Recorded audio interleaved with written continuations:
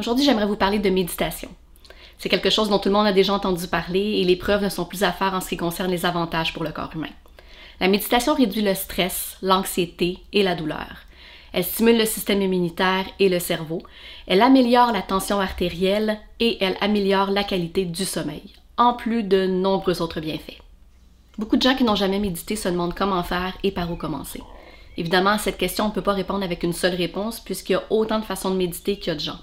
Certains aiment mieux méditer assis, d'autres couchés. Il y a des gens qui aiment beaucoup avoir une méditation guidée, alors que d'autres préfèrent entendre simplement une musique douce ou alors méditer dans le silence total.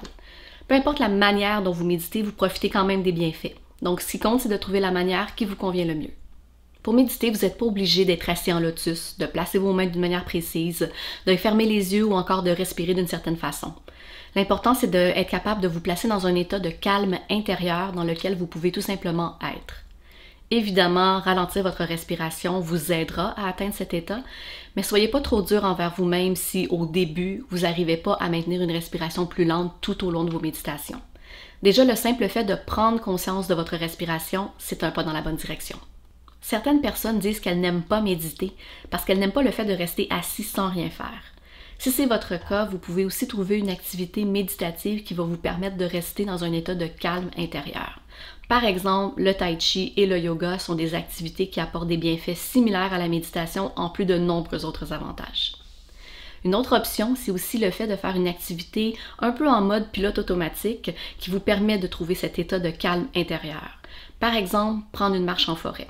C'est le genre d'activité qui va vous permettre de vous ancrer dans le moment présent et de faire en sorte que votre esprit ne va pas divaguer et se perdre dans des pensées de peur et des émotions négatives. Si vous souhaitez commencer à méditer, il existe de nombreuses applications, certaines gratuites, qui offrent des méditations guidées et non guidées. Pour commencer toutefois, les méditations guidées, c'est sans doute un bon moyen pour bien entamer la pratique de la méditation. Il faut savoir aussi qu'il n'est pas nécessaire de méditer 3 heures par jour pour en tirer des bienfaits. Seulement 10 minutes par jour, c'est suffisant pour améliorer votre santé physique et mentale.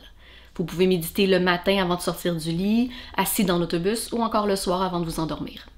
La méditation, c'est pas le fait de contrôler nos pensées.